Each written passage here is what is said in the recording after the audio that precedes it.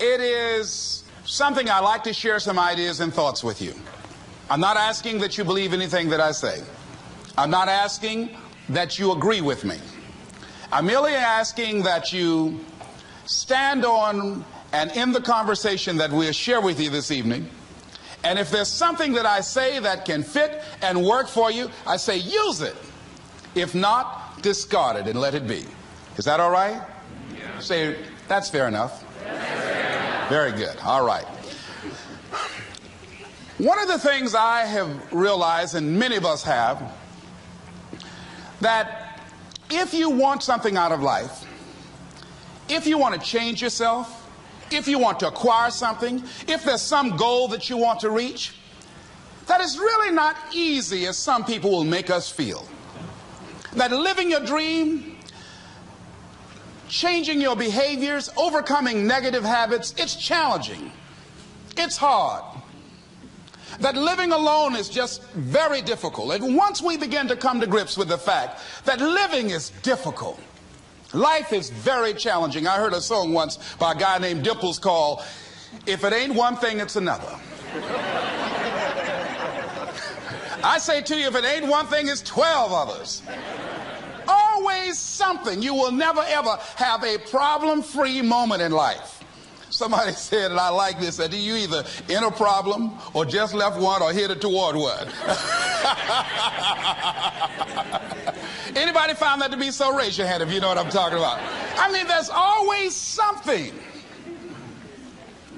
So how do we begin to nurture that hunger? What are the characteristics or the qualities of people that are hungry? What will it take for me to get some of the things that I want? And being hungry for those things. Number one, you've got to work on yourself. It's very important that you engage in an ongoing process to develop you. Spend more time on yourself than what you've been spending. It's very important. You owe that to yourself. I was reading a book by Og Mandino called The University of Success. Read one line, gave me a chill. I didn't have to read anything else in the book. He said, many of us never realize our greatness because we become sidetracked by secondary activity. We spread ourselves too thin. Don't know how to say no. And we find ourselves doing all kinds of things and never ever have time to do those things that we need to do to work on ourselves. And then there goes a second. There goes another second. There goes another second. And we can't stop and hold time. And before you know it, you wake up one day and you're behind on your dreams and your bills.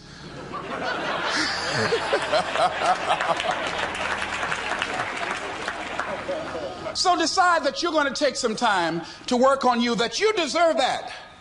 From yourself, that your life deserves some prime time because you are creating your own production. As Michael Todd would say, you are the star of your show. You are the director. You're writing the script. And you will determine whether your life is a smash office hit or flop. You determine that. Working on yourself, talking to yourself. That's so very important. Overcoming the negative conversation, that inner dialogue that's going on all the time, even when you don't want it to be there. You can't stop yourself right now from thinking. You can't do it. It's going on. And so learning how to empower yourself, part of doing that is standing up to yourself. You've got to stand up inside yourself sometimes and say, shut up. You've got to do this. I was going to give a presentation, and this voice inside of me saying, you can't do this. You don't have everything it takes. I shut up. I'm behind on my bills, and you're telling me what I can't do. I have got to do it.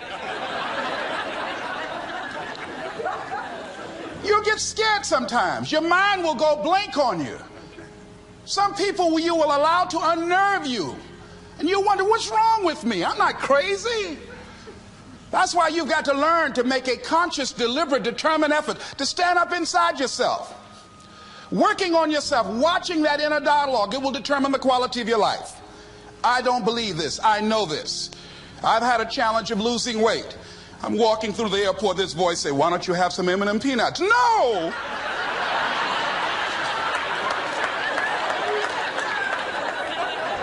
Well, just one. Then after you eat that, you might as well have a Snicker now, you sucker. I mean, it's challenging. My mother fixed the kind of sweet potato pie you can't eat with your shoes on. Have to take your shoes off so you can wiggle your toes. It sticks on my fingers. It says, eat it. One little bite won't hurt. That voice, constantly. Little demons from Colonel Sanders driving my car in there. I had to say, no. I'll diet tomorrow. I saw a skinny man get hit by a truck. Had he had a little bit more weight, he might have lived, you know. Some of you know what I'm talking about. Raise your hand if you know that. That voice is awesome. So you have got to stand up to that voice. When you're working on something you want to achieve, you have got to stand up to that voice. You've got to sell yourself every day on your abilities, on what you're doing, on the goal that you want to reach. You've got to sell yourself every day, according to your level of belief. It will manifest itself in what you're doing. Whatever we have right now, whatever we're demonstrating in our lives, is a result of what we believe subconsciously that we deserve. And part of increasing that belief level is that you have got to convince yourself every day. You've got to sell yourself. I do a lot of training for many corporations, and I conduct sales seminars, and I've heard all kind of guys doing techniques and training people techniques of how to close sales and how to work with and begin to control the sale and how to ask for the close. Let me share something with you. You can learn all the techniques in the world. If you don't believe in yourself, it won't happen for you. I learned all of it. So that's why I do a training called Focus on the Seller. You've got to focus on you. And as you convince you, as you sell yourself every day, you will begin to see a difference in the things that you're doing. Selling yourself on your ability to perform a job, to achieve a certain objective. Telling yourself every day, here I go again. And I got what it takes. This is my day. And nothing out here is going to stop me. And when you go out there, life say, come over here. Say it again. Well, I'll be back tomorrow. That brings me to the next thing. It takes courage to act. Part of being hungry when you've been defeated, it takes courage to start over again. I used to do door-to-door sales, and I was working with another friend of mine, and door-to-door sales, I mean, it's punishing. It's cruel and unusual punishment. And I was a little boy knocking on the door. Hello, would you like to buy a nice working television set? No money down? No! Bam! They slammed the door in your face. And the friend of mine that was working with me, they slammed the door in his face, and I looked back, and he was going to the car. He said, I can't do this. And he sat down in the car. And he said, you go ahead, I'll be here when you get back. Now, he had a mother and father to take care of him. My mother was ill. I am adopted. I was hungry. I had to go on. I learned something about myself. That when you step into your fears, somebody said, it was Winston Churchill, he said that courage is going from failure to failure without losing enthusiasm. When you step into your fears and continue to push yourself to go on, something happens for you. It will enable you to transcend yourself. I went to the next door. You like to buy a nice working television? No! Bam! Went to the next one. No! Bam! After a while, I no longer took it personal.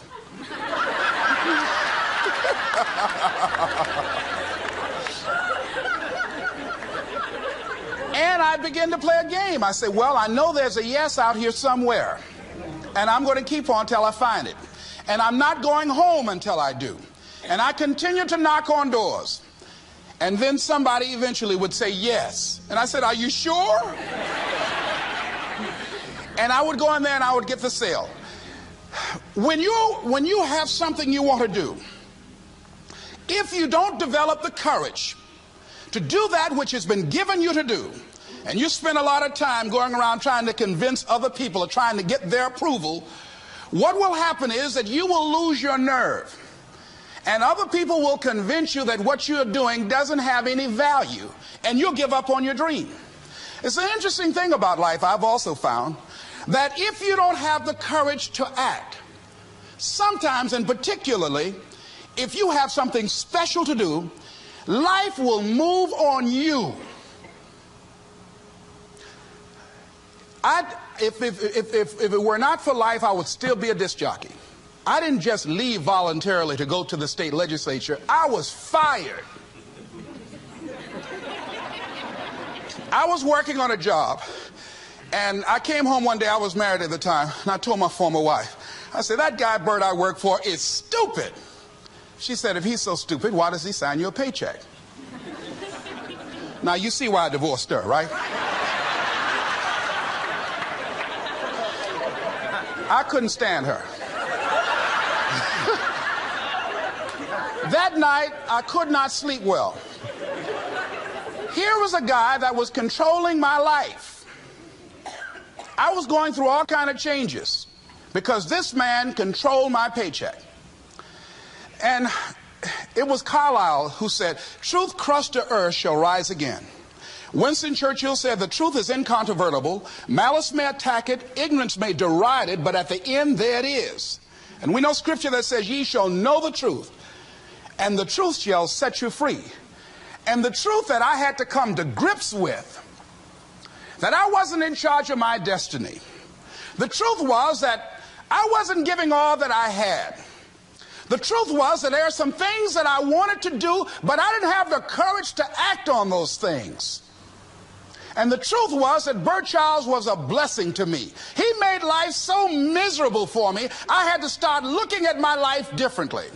I started going to work earlier. I started being the last one to leave there. I started working harder than anybody else. The other guys could not. Why would you work so hard, Les? I said, I'm not working for them. I have been cheating, Bert, I thought. I've been cheating myself and my family. Wherever you are, whatever you're doing, do it with everything that you have. Develop the habit of giving more than what you're paid for. Develop the habit of setting standards that others will be measured by. Someone said, do not go where the path may lead, but go where there's no path and leave a trail. All right? It is easy to be negative today. It is easy to have low morale today. I was at a corporation and they're going through downsizing and going to lay off some 1,500 people over the next few weeks. It's very depressing there. And those people that stay there 9 times out of 10, they're just going to do just enough to keep from getting fired. Anybody can do that. But if you can begin to harness yourself and say that where I am, I'm going to do the best I can with what I got, because that is an expression of who I am. If you get into the habit of just being mediocre, it will become a part of your consciousness. If you get in the habit of giving less than what you have it within you to give, it will begin to reflect itself in your personality. It will begin to damage you psychologically. And you don't want to be a part of that kind of self-destructive behavior. And so you want to set some high standards for yourself. The next thing, part of what feeds that hunger, you've got to develop a sense of urgency.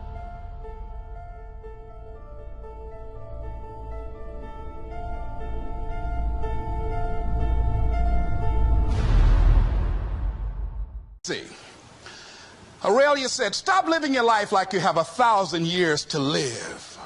In life, you're either here today and you're gone today. If there's something that you want to do and you can't do it all at one time, do just a little bit of it. I like what Robert Schuller says. He said, by the yard it's hard, but inch by inch anything is a cinch. Do just a little bit of it. A friend of mine, Bobby Kerr, used to be a roommate.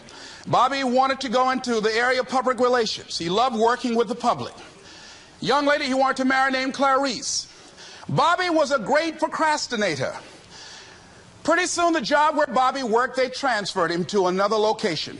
He went out to celebrate with the people on that new job site.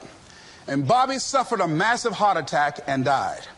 Bobby didn't drink and didn't smoke, was under 40, and he died. Ask you a question. How much time do you have left? How much time do you have left? When you start thinking about that, we don't know. We don't know. Bobby took all the greatness and all of the talent and all of his abilities to his grave with him. One of the things he could have put in parentheses under his name, he didn't use all his stuff. And most of us do that. Most of us don't use the stuff that we have brought into the universe. And we want to make a conscious, deliberate, determined effort to start living life with a sense of urgency and using what we've got. Using ourselves up. Sharing what we brought into the universe to share. Because if we don't, nobody else will. Stop wasting valuable time. Knowing that if we begin to live our lives as if each day were our last, our lives will take on a whole new meaning. They take on a whole new expression, valuing each moment that we are blessed with. The next thing that begins to nurture that hunger, honor yourself as your word. Don't give your word out lightly. When you throw your word out there and you don't honor it, it makes a statement about you. If you decide to maintain a sense of integrity with yourself, that if I speak it, I'm going to live it. It's who I am. And I'm going to be very cautious in how I give my word to others, and most of all with the commitments that I make to myself, because I want my life to reflect my words and honoring who I am and what I express. Another challenging area in terms of nurturing and developing that hunger in yourself is learning the art of becoming single-minded. Learning how to concentrate. Learning how to focus in. And you'll be surprised at the things that you're able to do. When you learn how to block things out, when you learn how to keep thine eyes single, you'll be surprised at the ideas that will come to you, of the people that you'll be able to attract, of the opportunities that you'll be able to see. You'll begin to see things that have been standing there looking you in the face, say, I can't believe this has been here all this time. Here's a habit that I do. Maybe it might be of some value to you. I get up in the morning and I start writing what great ideas that I can think of today that can improve me and that will enable me to reach my goal. And I just let my mind flow. Sometimes I write 15, 20 ideas. Some days it's more difficult than others. One idea can change your life. One idea can turn your life around.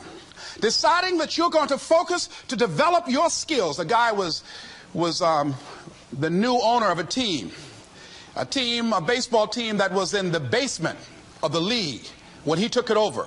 He went to the picture and he said, what is your best throw? And he said, well, I got a good curveball and I've got a good fastball. And he went on talking about his different throws. He said, but tell me this, what is your best throw? He thought for a moment. He said, I've got a good fastball. He said, that's all I want you to work on. Nothing else. Just develop your fastball. The next year, they went to the World Series. Most people don't know where their fastball is. Most people go through life never discovering what their talents are. Most people never develop their talents. They have skills and abilities, but if you don't nurture them, if you don't develop them, they will never serve you. Your gifts can take you many places if you develop your gifts. Most of us don't like to do those things that come easy to us. I've always loved to talk to people. I decided, taking this advice, to develop my skills as a speaker. And my gift has developed and it's taken me many places. You have something that you brought to the universe. And that if you decide that my life deserves my developing, this is what I do well. And becoming the best at it and mastering myself and seeing what I have within me. If you decide to drop your buckets where you are and develop your gifts, I grant you, you'll never ever be without. I grant you that your gifts will take you places that will literally amaze you. I grant you that if you begin to work to develop your gifts, you'll develop a strong sense of happiness. You'll get a larger vision of yourself, because part of beginning to get a larger vision of yourself, all of us need some area of our lives where we can have a feeling of competence. That people know when they think about this area, that's something you do. That you eat and sleep that. And that you do that. You do that. And people know it. And you know it. And you know that you know this. If you don't know anything else, you know this. Can you tell I know what I'm doing? Oh, hello. You know this. So you've got to work on it. When other folk are having a good time, you've got to have the strength of character to concentrate, to read, to digest information. If you decide in any particular area that you're concerned about, to make a conscious, deliberate, determined effort to read one book a month in that area, in 5 years, you'll be among the top 5% experts in the world. I read a minimum of 2 books a week. The average American reads only 1 book a year. If you decide that area that you love, that you are going to master that particular area, in this era of accelerated change, overwhelming complexity, and tremendous competition, as you begin to develop and expand your skills and your talents and your vision of yourself, you will always be in control of your destiny. The next thing is, whatever it is that you want to do, you want to do it massively. I have a friend who was telling me that his sales were down. I said, well, how many phone calls you make a day? He said, 25. I said, double them. Make 50 or 75 or 100. He said, oh man, that's just too much. I said, what do you mean too much? You behind on your bills? You're talking about too much? You know one way to get back on your feet real quick is to miss 2 car payments? You talking about you're tired? There's no competition out here. Decide that you're going to push yourself. Most people won't do that. Most people give up on themselves easily. You know the human spirit is powerful. There's nothing as powerful. It's hard to kill the human spirit. They asked Benjamin Disraeli, a man who became the head of a country at a time when Jews were not allowed out after 10 o'clock. They said, how did you do it? How did you achieve it against such great odds? He said, nothing can resist the will of a people that will stake even their existence on the extent of their purpose for good.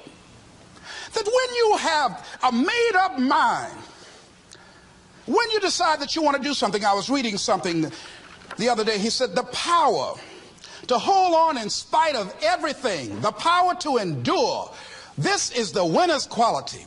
The hunger, the ability to face defeat again and again without giving up. This is a winner's quality. You have that quality within you. When you're hungry, you don't care about the facts. You don't care about the odds. Doug Williams played for the Washington Redskins, quarterback. John Elway of the Denver Broncos in the Super Bowl. Everybody was talking about Elway. After the Super Bowl, when Doug Williams made a historic passing game, they asked him, said, how were you able, in spite of all of the negative publicity saying that you couldn't win, how did you do it? He said, I ignored my critics. I just didn't pay any attention to them. I ignored myself because they kept on saying it so much. There were times I doubted whether or not I can do what I needed to do. There's a Doug Williams in everybody here. There's greatness in you. And you've got to learn how to tune out the critics outside and the critic inside. And since I'm going to do this, I'm going to harness my will. And I'm not going to let anything stop me. I deserve this. I'm going to do it until. And this friend, I told him, said, start increasing your calls. I said, I make 100 calls a day. I got a callus in my ear. My ear's kind of dark. You can't see it, but it's there.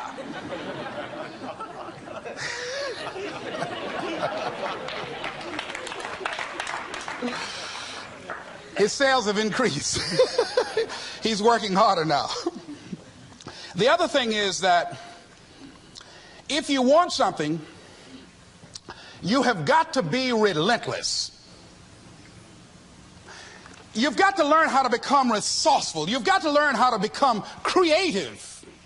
When crises strike in your life, and in the Chinese language, crises mean danger, but it also means opportunity. And this is an opportunity for you to grow.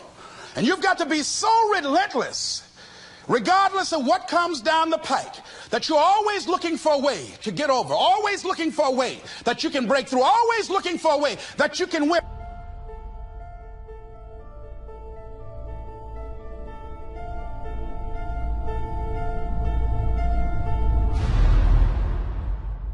And always looking for a way that you can strike a telling blow. And pretty soon, I think there's some people watching us in the universe that say, wait, let's call a meeting over here. You know that guy Mustafa? Look at him down there. He won't stop. Just that fool don't know he can't get over. Look here. Why don't we do this? Let him go and let's mess with somebody else. Just let him go on through.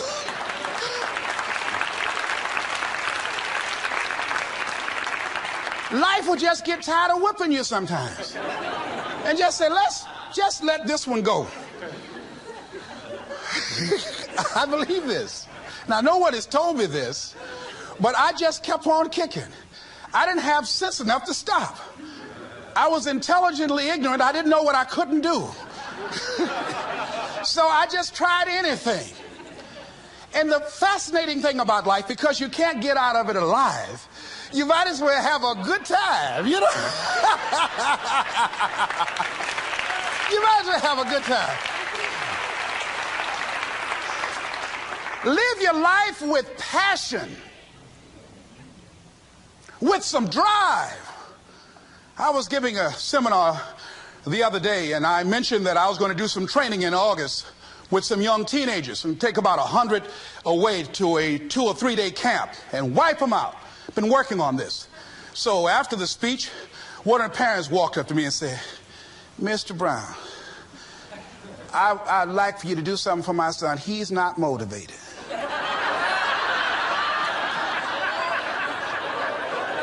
I said, I wonder why.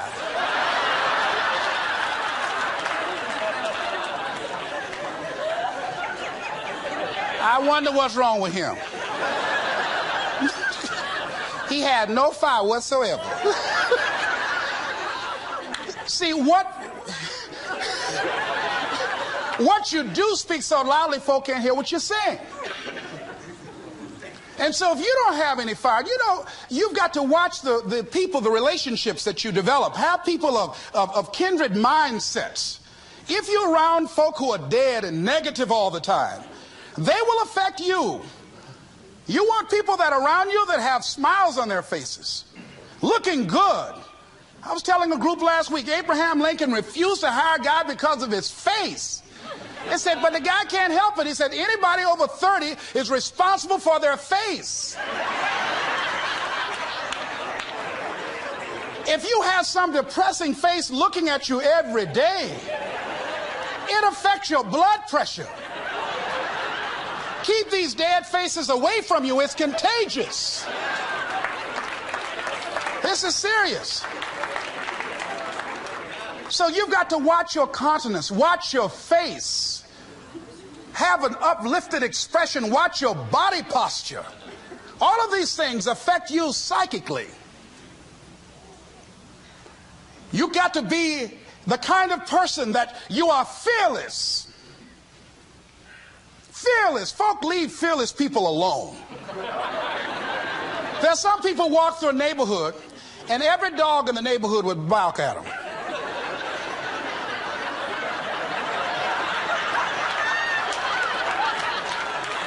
But there's some people come through and ain't nobody gonna mess with this.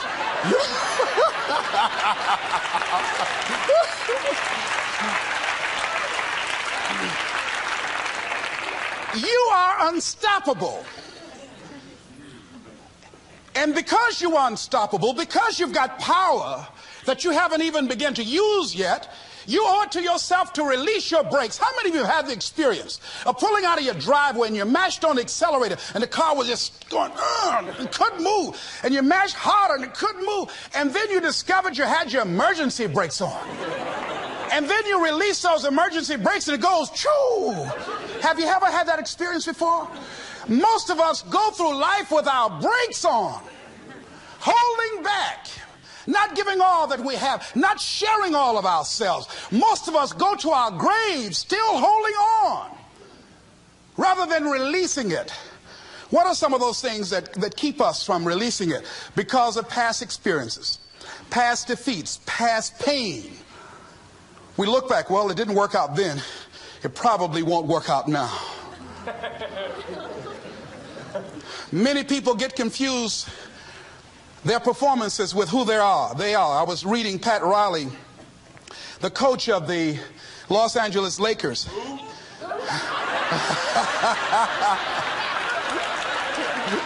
But you're going to like this quote here. After the Trailblazers had blown them out of the water, and I'm sure he said this last night, they asked him, how do you feel? He said, tonight we were exposed for what we are right now. You see? That if my speech tonight doesn't work, it doesn't mean that I'm a bad speaker. It means that what I did didn't work tonight. And I've got to separate what I do from who I am. And I've got another shot. See, the last chapter to your life has not been written yet, and it doesn't matter about what happened yesterday. It doesn't matter about the things that you've done that you feel guilty about. If you wouldn't do it today, you're convicting an innocent person. You've been reborn to a new state of consciousness. And as they say, if we knew better, we would do better. And so you begin to decide, I'm not going to be denied. I remember, and I was telling someone, and they asked me, would you repeat that again? I was interested in going into broadcasting. I'm adopted. And that was my key out. I wanted to make my mama proud of me. I was very much appreciative of what she's done for my brother and sister and I. And that was my way out.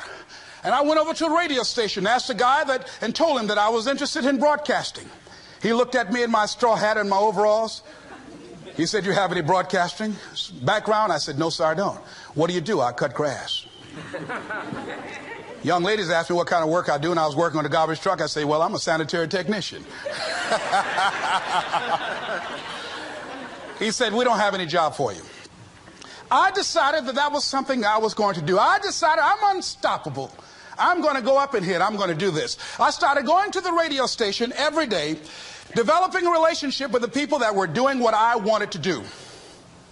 And that's what I encourage you to do. Whatever area you want to go in, find people that are doing it the way you want to do it and develop a relationship with them.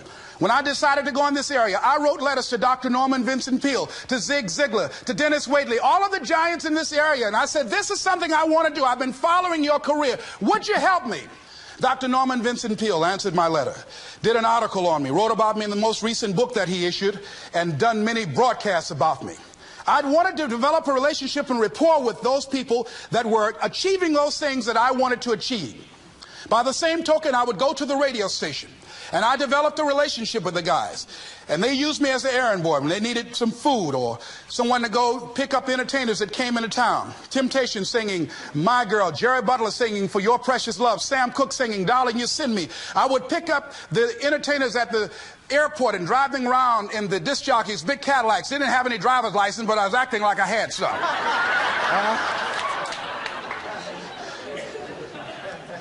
Every day I used to go home and work on my communication skills, developing myself. It was Whitney Young. He said, it's better to be prepared for an opportunity and not have one than to have an opportunity and not be prepared. Start working and developing yourself now and prepare yourself for what it is that you want, because you expect to get it.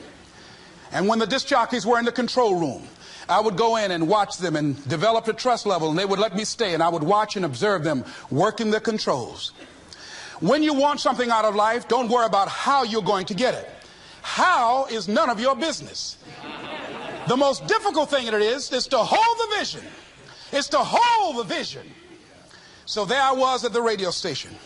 A guy was on the air and he started to drink by the name of Rock. I was outside the window looking at him and watching. Hungry and ready, saying, drink, Rock, drink. Pretty soon the phone rang. It was the general manager. I said, hello?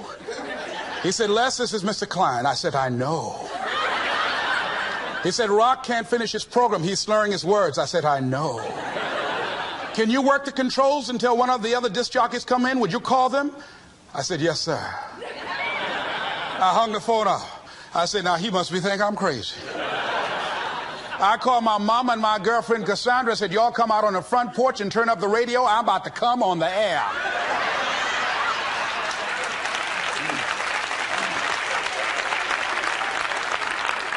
I waited about 15 minutes. I called him back. I said, Mr. Klein, I can't find nobody. He said, well, why don't you go in there and work the controls until they get there? And don't say nothing here. I said, yes, sir. I couldn't wait to sit down at that turntable, Mustafa. I said, look out, this is me, LB, Triple P, Les Brown, your platter playing Papa. There were none before me and there will be none after me. Therefore, that makes me the one and only. Young and single and love to mingle, certified, bona fide, and indubitably qualified to bring you satisfaction and a whole lot of action. Look out, baby, I'm your love man. I was hungry.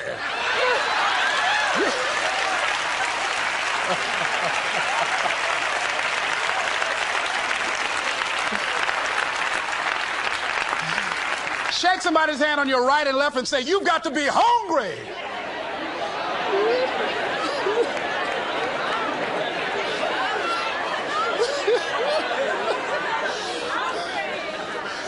Well, y'all something else. You hear me? You want to be persistent about what it is that you want to achieve. Alexander Graham Bell said, what this power is, I cannot say. All I know is that it exists and it becomes available only when a man or a woman is in that state of mind in which he or she knows exactly what he or she wants and is fully determined not to quit until they find it. When our children are learning how to walk, how many times will your baby attempt to walk and fall and you just say, just sit down, don't try anymore, you've fallen 20 times. Just sit down somewhere, busting your lip and everything, getting in folks' way. When will a baby walk? It will walk when it walks. That's when it will walk. Les, when will you be known nationally as the motivator? I will be known when I'm known. That's when I'll be known. Don't get caught up in, well, I've tried it 4 or 5 times and things didn't work out. If there's something that you want and you're hungry for it, you've got to do whatever is necessary until. And when you give the best you can and that's not enough, you must do what is required. And don't give up on yourself. Don't throw the towel in so quickly. Many people give up on the 1-yard line, where if they have the determination just to keep on knocking. It's a funny thing about life. If you're home one day and someone is knocking on the door and you say, I don't want to be bothered today, and if that person just keep on knocking, can you believe that fool's still knocking? Pretty soon you say, what is it? What do you want? And that's how you've got to be about your dream. Some people, well, I guess ain't nobody home. I knocked on the door, but nobody came. I heard the television on and people were moving around, but I guess opportunity probably went out the back door. Oh, no. See, life is not just that simple.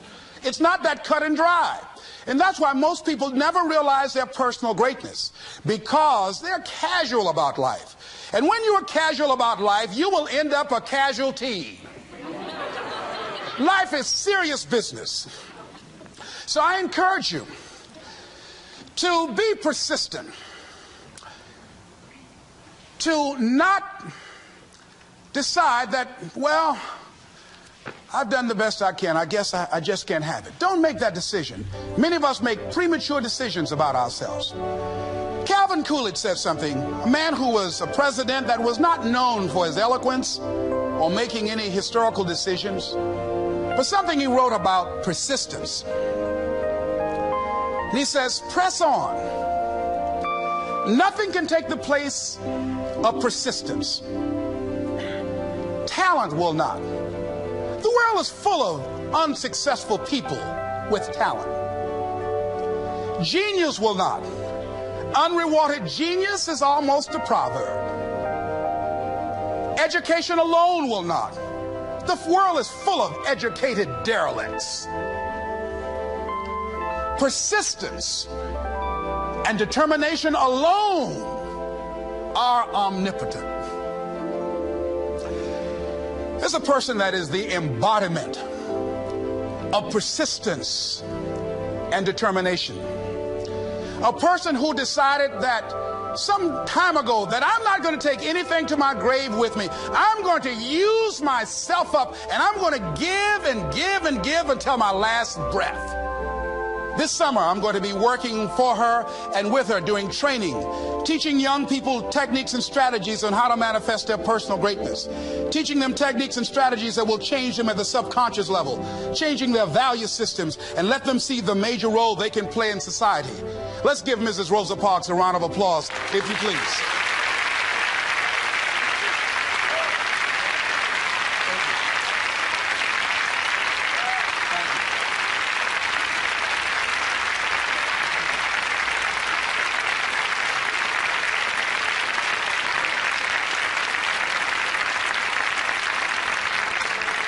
Here we are in the presence of greatness. Mrs. Parks, people over here couldn't see you. Would you come up? Could you? She's such a beautiful person.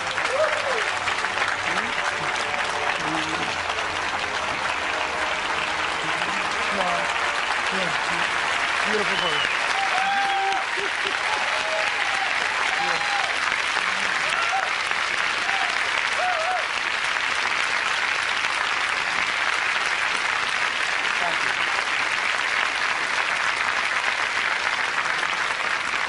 I encourage you to see Mrs. Parks and Mrs. Elaine Steele about the Rosa and Raymond Parks Institute for Self-Development. If you're interested in your children participating in that, they have some information over here to share with you. It is just fascinating and just a blessing to have this woman when a lot of folk who are giving up. And here this year she celebrated her 75th birthday and still has a dream of being an instrument of change. And there is a Rosa Parks in all of us who made a decision at one point in time, standing on the platform of oughtness, as Immanuel Kant talks about in a book called Critique of Pure Reasoning, that there's certain things we know we ought to do. We just know it. We owe it to ourselves and those around us. I don't know what your dreams are. I don't know what your goals are. But let me leave this with you.